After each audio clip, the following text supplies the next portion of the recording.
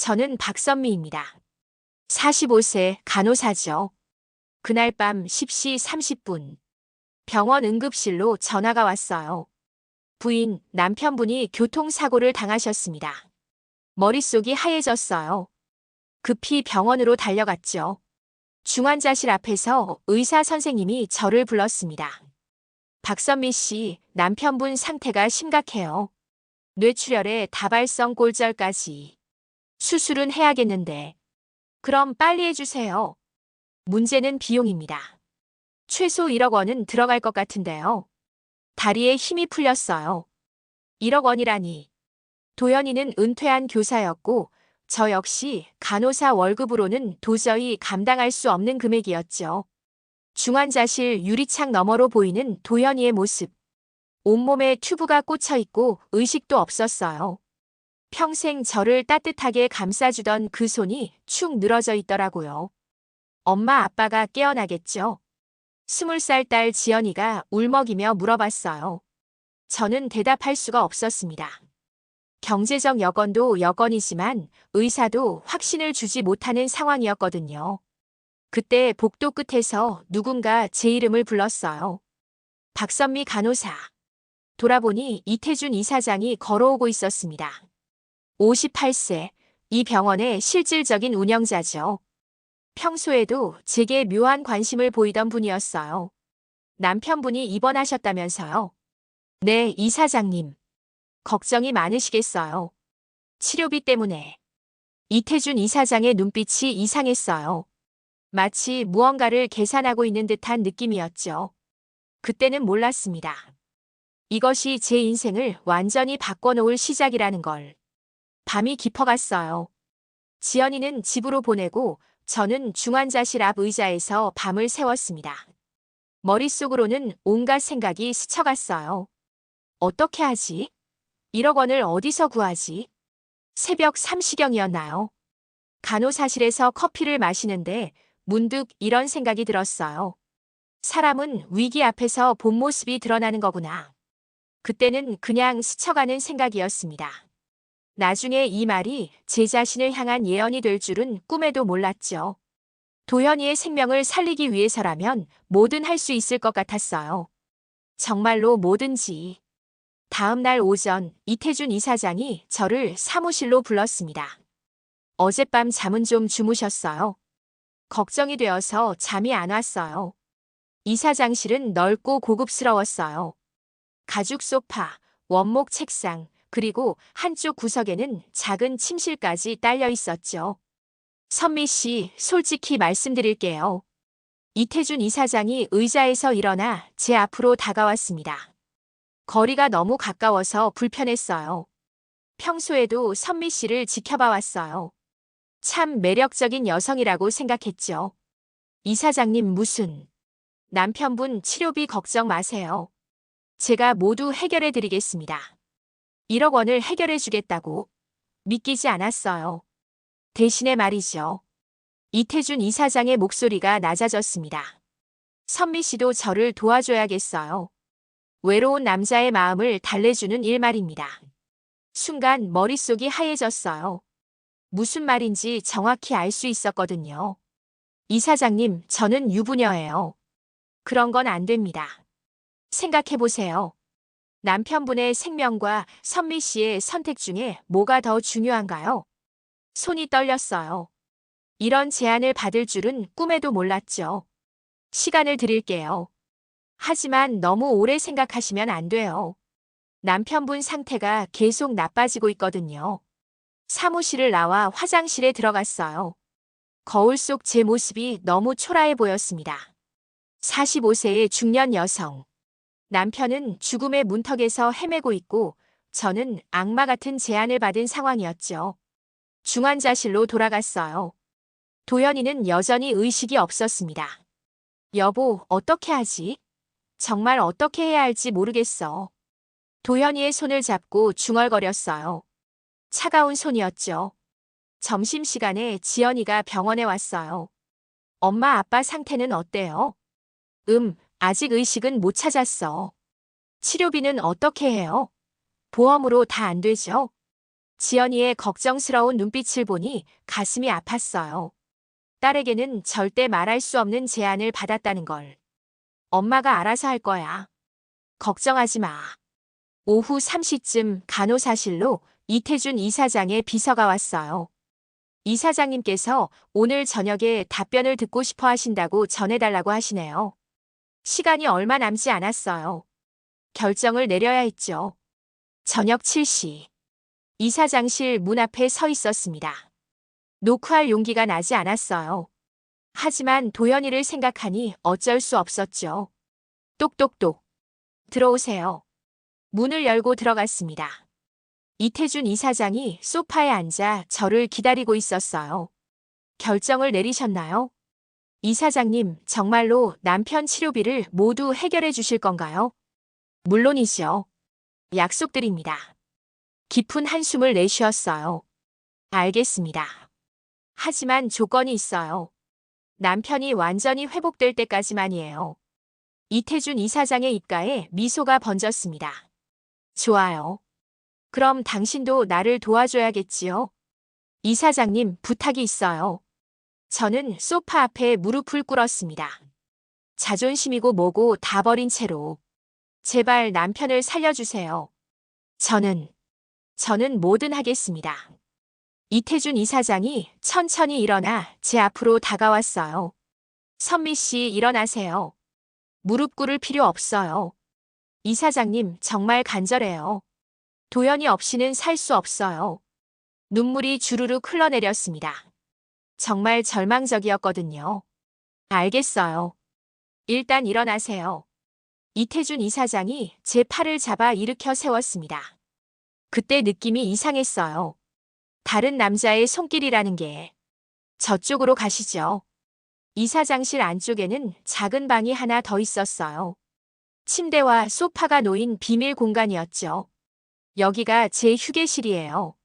가끔 야근할 때 쓰거든요. 방 안으로 들어가니 다리가 떨렸어요. 이제 정말 돌이킬 수 없겠구나 싶었죠. 이사장님, 저는 정말 이런 거 처음이에요. 괜찮아요. 천천히 하면 돼요. 이태준 이사장이 제 어깨에 손을 올렸습니다. 그 순간 온몸에 소름이 돋았어요. 무서워하지 마세요. 아프게 하지 않을게요. 저는 눈을 꽉 감았어요. 속으로 계속 되뇌었죠. 오늘 밤만 버티자.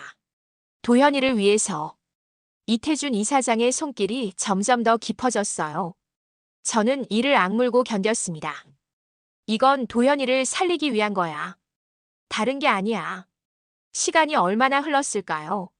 정신이 없었어요. 몸은 여기 있지만 마음은 다른 곳에 있는 기분이었죠. 이태준 이사장의 숨소리가 거칠어졌어요. 선미 씨, 당신 정말 아름다워요. 이사장님, 그만. 벌써 끝내고 싶어요? 우리 이제 시작인데. 그때 휴대폰이 울렸어요. 병원에서 온 전화였죠. 선미 씨, 남편분이 의식을 찾으셨어요. 얼마나 다행인지 몰라요. 도연이가 깨어났다는 소식에 눈물이 났습니다. 이사장님, 남편이 깨어났대요. 그렇군요. 다행이네요. 급히 옷을 정리하고 중환자실로 뛰어갔어요. 도연이가 희미하게 눈을 뜨고 있었죠. 여보, 괜찮아? 선미야. 여기가 어디지? 병원이야. 사고 났었어. 도연이의 손을 잡으니 따뜻했어요. 살아있다는 게 느껴졌죠. 하지만 동시에 죄책감이 밀려왔어요.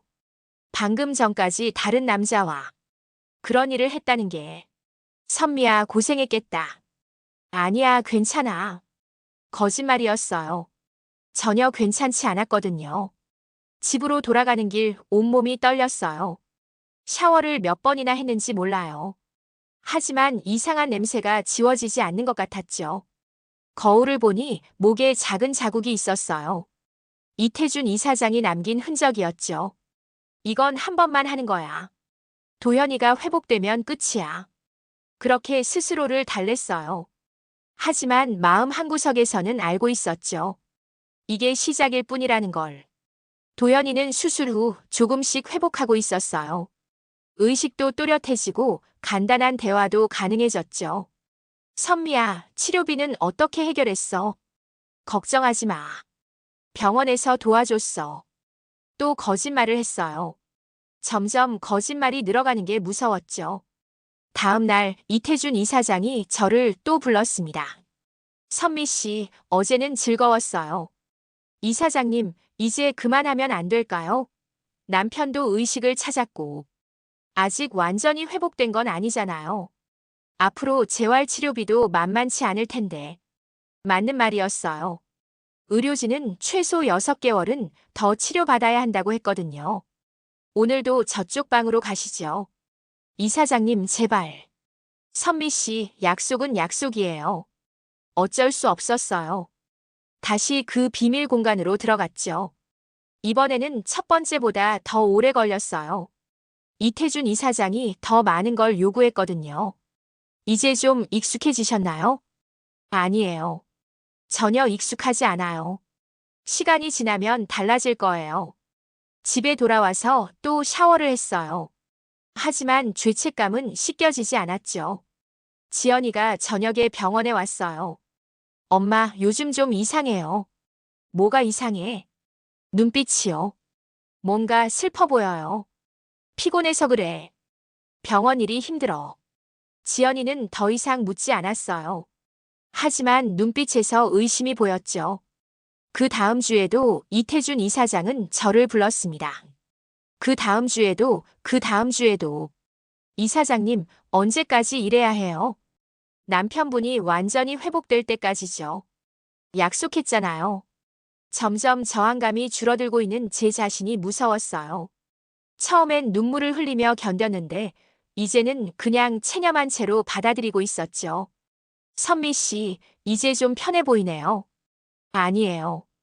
거짓말 마세요. 몸이 솔직해지고 있어요. 정말 무서운 말이었어요. 내 몸이 배신하고 있다는 뜻이었거든요. 도연이는 날이 갈수록 좋아졌어요. 휠체어를 타고 병실 밖으로 나올 수도 있게 됐죠. 선미야, 고맙다. 내가 없었다면 어떻게 됐을지. 도연이의 고마운 마음이 더욱 저를 괴롭혔어요. 어느 날 밤 도연이가 물어봤어요. 선미야, 혹시 뭔가 숨기는 거 없지? 왜 그런 소리를 해? 그냥 뭔가 달라진 것 같아서. 가슴이 쿵쾅거렸어요. 들킨 건 아닐까 싶어서. 달라진 게 뭐가 있어? 나는 그냥 여보 걱정만 하고 있는데. 미안해. 쓸데없는 소리를 했네. 하지만 도연이의 눈빛에서 뭔가 의심스러운 기색을 봤어요.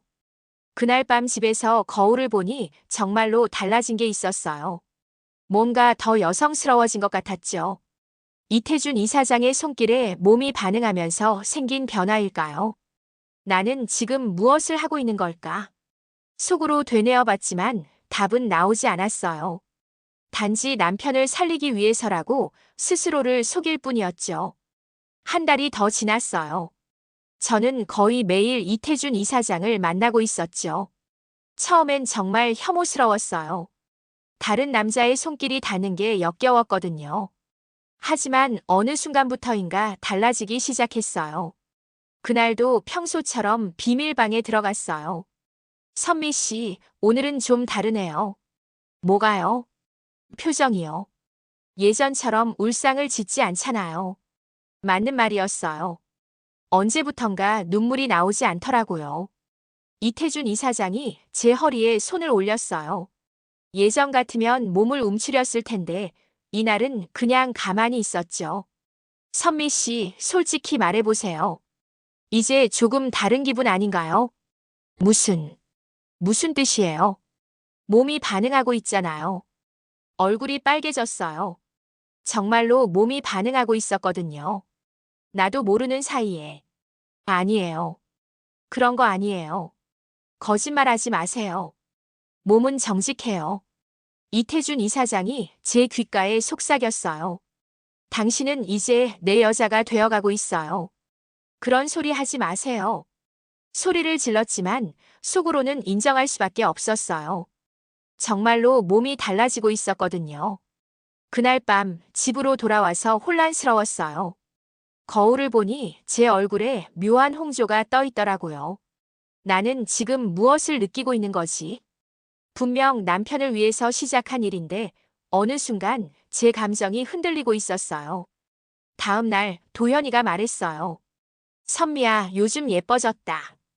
갑자기 무슨 소리야? 진짜로. 뭔가 여성스러워졌어. 가슴이 철렁했어요. 도현이도 변화를 눈치챈 건가 싶어서. 병원 일로 스트레스 받아서 그런가 봐. 스트레스 받으면 보통 늙어 보이는데 넌 더 젊어 보여. 점심시간에 간호사실에서 동료들이 수군거렸어요. 선미 언니, 요즘 무슨 좋은 일 있어요? 무슨 말이야? 얼굴에 윤기가 흐르네요. 설마 바람이라도 피우는 건 아니죠? 농담처럼 한 말이었지만 저는 얼굴이 빨개졌어요. 무슨 소리야? 남편이 병원에 있는데. 그날 저녁에도 이태준 이사장을 만났어요. 선미 씨, 오늘은 정말 아름다워 보이네요. 이사장님, 이제 좀 편해진 것 같아요. 처음처럼 떨지도 않고 정말로 떨리지 않았어요. 오히려 익숙해진 느낌이었죠. 이태준 이사장이 저를 침대로 이끌었어요. 저는 별다른 저항 없이 따라갔죠. 그때 깨달았어요. 정말로 제가 달라지고 있다는 걸. 이사장님, 저는 왜 이렇게 된 건가요? 사람의 마음은 원래 복잡한 거예요. 처음엔 억지로 했지만 이제는 다른 감정이 생긴 거죠. 다른 감정이요? 사랑이라고 부르기에는 복잡하지만 적어도 혐오는 아니잖아요. 눈물이 났어요. 이번에는 슬픔이 아니라 혼란 때문이었죠. 나는 정말로 변하고 있는 건가? 집에 돌아와서 도연이를 보니 죄책감이 밀려왔어요. 하지만 동시에 이상한 감정도 있었죠. 이태준 이사장에 대한 감정. 분명 혐오스러워해야 하는데 어느 순간 그렇지 않게 된 거예요. 이건 아니야. 나는 도현이의 아내야. 스스로에게 되뇌어봤지만 마음 한구석의 변화는 멈추지 않았어요. 도현이의 상태가 많이 좋아졌어요. 이제 목발을 짚고 걸을 수 있을 정도였죠. 선미야, 곧 집으로 퇴원할 수 있을 것 같아. 정말? 의사 선생님이 다음 주쯤이면 가능하다고 하시더라. 기쁜 소식이었지만 한편으로는 복잡했어요. 도현이가 퇴원하면 이태준 이사장과의 관계도 정리해야겠죠. 그날 오후 평소처럼 이태준 이사장을 만났어요. 남편분이 곧 퇴원한다면서요. 네, 다행히 많이 좋아졌어요. 그럼 우리 관계도 곧 정리되겠네요. 왜 그런지 모르겠지만 섭섭한 마음이 들었어요. 분명 끝나기를 바랐던 관계인데. 이사장님 정말 고마웠어요. 남편을 살려주셔서. 고맙긴요. 서로 필요한 걸 주고받은 거잖아요. 그날은 유난히 오래 머물렀어요. 마지막이 될지도 모른다는 생각 때문이었죠. 선미 씨, 정말 아쉬워요. 저도. 말이 나온 후에 깜짝 놀랐어요. 정말로 아쉽다고 생각하고 있었던 거예요. 집에 돌아와서 샤워를 하는데 평소보다 향이 진한 샴푸를 썼어요. 무의식적으로 이태준 이사장이 좋아할 만한 향을 선택한 거였죠. 다음 날 도연이가 퇴원했어요. 오랜만에 집으로 돌아온 도연이가 기뻐했죠. 역시 집이 최고야. 저녁을 준비하면서 왠지 모르게 마음이 허전했어요. 이제 이태준 이사장을 만나지 않아도 되는데 오히려 그게 아쉬웠죠. 도연이가 거실에서 TV를 보고 있을 때 제 휴대폰이 울렸어요. 이태준 이사장에게서 온 문자였죠. 내일도 사무실로 와주세요. 마지막 정산할 게 있어서. 가슴이 두근거렸어요. 정말 마지막일까 싶으면서도 한편으로는 기대되었죠. 여보, 누구한테서 온 거야? 병원에서요.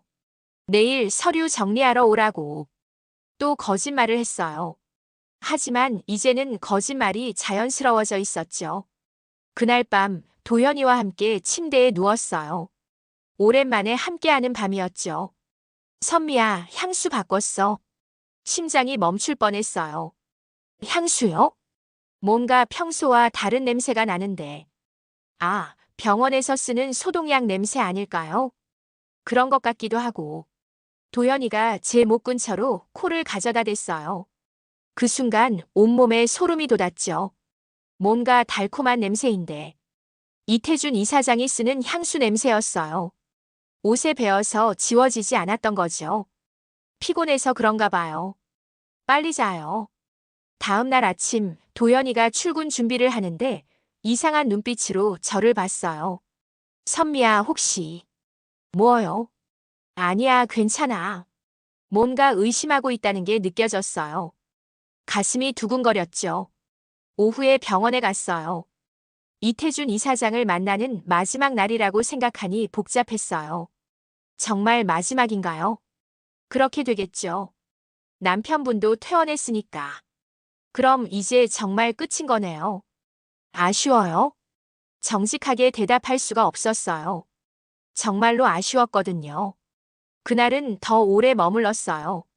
정말 마지막이라는 생각에 모든 게 더 간절했죠. 집으로 돌아가는 길에 편의점에서 향수를 샀어요. 이태준 이사장과 같은 브랜드였죠. 왜 샀는지 스스로도 모르겠어요. 집에 도착하니 도연이가 제 휴대폰을 들고 있었어요. 여보, 이게 뭐야? 화면에는 이태준 이사장에게서 온 문자가 떠 있었어요. 오늘도 고마웠어요. 당신을 잊을 수 없을 것 같아요. 여보, 이게 뭐야?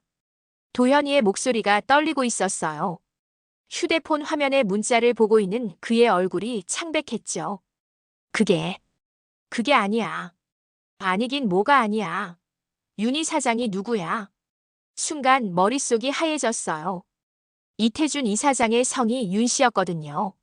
병원 이사장님이야. 치료비 관련해서 이런 문자를 보내. 당신을 잊을 수 없다고. 도연이가 휴대폰을 바닥에 내던졌어요. 화면이 깨지는 소리가 무섭게 들렸죠. 여보, 진정해. 설명할게. 설명. 뭘 설명하겠다는 거야? 도연이의 눈에 분노와 실망이 동시에 보였어요. 평생 저를 믿어왔던 사람의 눈빛이었죠. 나는 지금까지 뭐였어? 바보였나? 그런 게 아니야. 정말로 당신을 살리기 위해서 뭘 했다는 거야? 대체 뭘? 소리를 지르는 도연이를 처음 봤어요. 평소에 온화했던 사람이 이렇게 화를 내는 걸. 여보, 앉아서 이야기해. 앉아서 이야기할 게 뭐가 있어? 내 아내가 다른 남자와 그런 거였구나. 도연이가 침실로 들어가더니 짐을 싸기 시작했어요. 어디 가는 거야? 나가는 거야. 이 집에서. 여보, 안 돼. 내 말 좀 들어봐. 들었어. 충분히 들었다고. 가방에 옷을 마구 집어넣는 도연이의 모습이 너무 절망적이었어요. 정말로 당신을 살리기 위해서였어. 치료비가 없어서. 그래서 몸을 팔았다는 거야. 몸을 팔았다는 말이 가슴에 박혔어요. 그게 바로 제가 한 일이었거든요. 그런 표현은 너무 심해. 심하긴 뭐가 심해.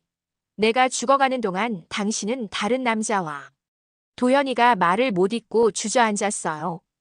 어깨가 떨리는 게 울고 있는 것 같았죠. 미안해. 정말 미안해.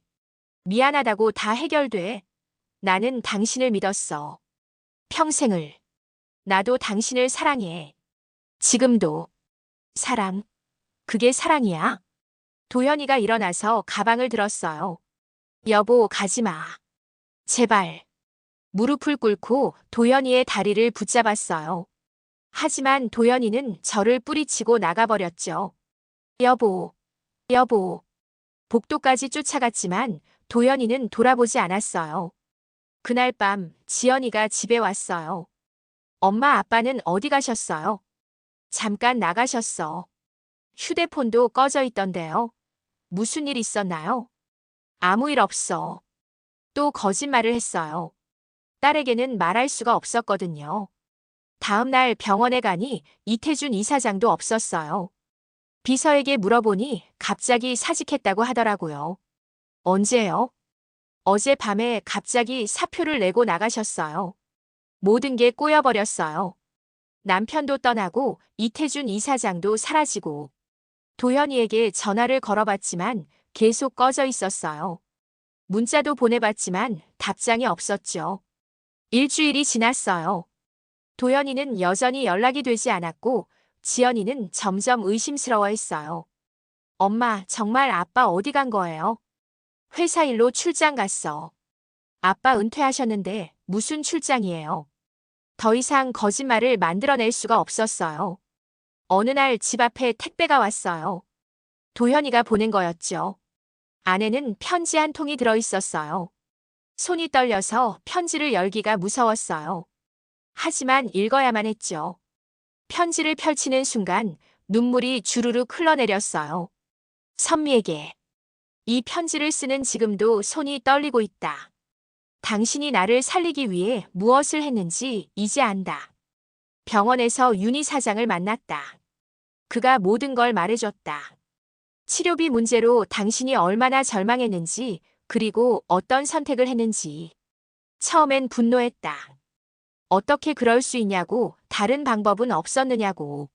하지만 곰곰 생각해보니 당신을 탓할 수만은 없겠더라. 내가 죽어가는 상황에서 1억 원이라는 거금을 구해야 했던 당신의 심정을. 그때 당신에게는 다른 선택지가 없었을 것이다. 하지만 선미야, 그 대가가 너무 크다. 나는 살았지만 우리의 사랑은 죽었다. 당신도 알고 있을 거다. 나는 당신을 끝까지 사랑했다. 지금도 사랑한다. 하지만 이제는 더 이상 같은 자리에서 살아갈 수 없겠다. 미안하다. 내가 약해서, 당신의 희생을 받아들이지 못해서. 혼자 살기 힘들면 지연이와 함께 살아라. 딸은 엄마가 필요할 테니까. 안녕히 계세요. 도연. 편지가 떨어졌어요.